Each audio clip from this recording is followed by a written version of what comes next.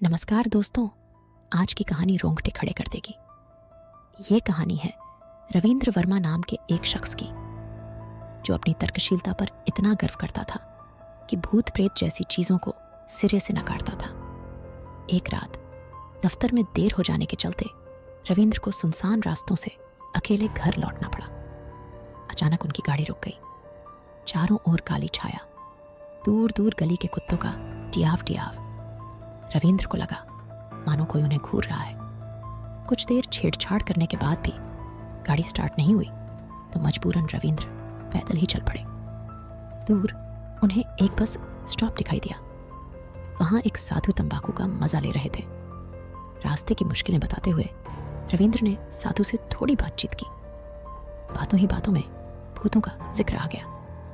रविंद्र ने हमेशा की तरह अविश्वास जताते हुए कहा, आज के जमाने में कौन भूत प्रेत की बात मानता है बाबा। साधु ने गहरी सांस ली और कहा, चाहे तुम मानो या न मानो, वो मौजूद हैं।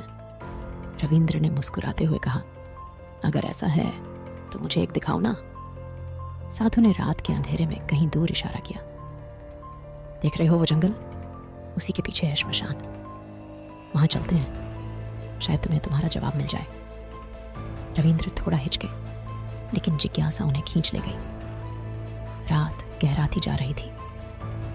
सन्नाटे को सिर्फ उनके कदमों की आवाज तोड़ रही थी।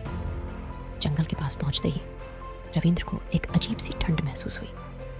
श्मशान के पास धुंधली सी रोशनी जल रही थी। साधु ने एक कील जमीन में गाड़ी और उसमें एक धागा बांधा। इस धागे को मत छोड़ना, साधु ने चेतावनी दी और मंत्रों का जाप करने लगे। रविंद्र का दिल घबरा रहा था।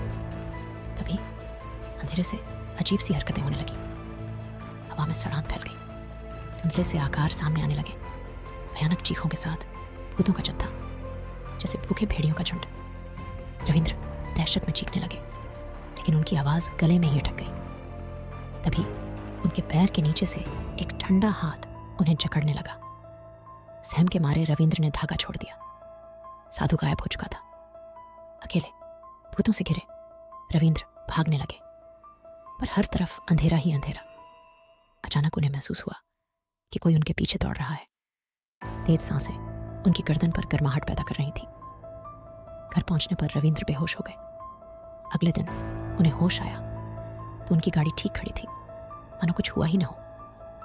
लेकिन रात भर भागने का थकान उनके शरीर में साफ झलक रहा था। उस रात के बाद रविंद्र पूरी तरह बदल गए। उन्हें अक्सर रात में अजीब सी आवाजें सुनाई देती और कभी कभी उन्हें लगता था कि सड़क पर उनके साथ एक चौथा पहिया भी चल रहा है।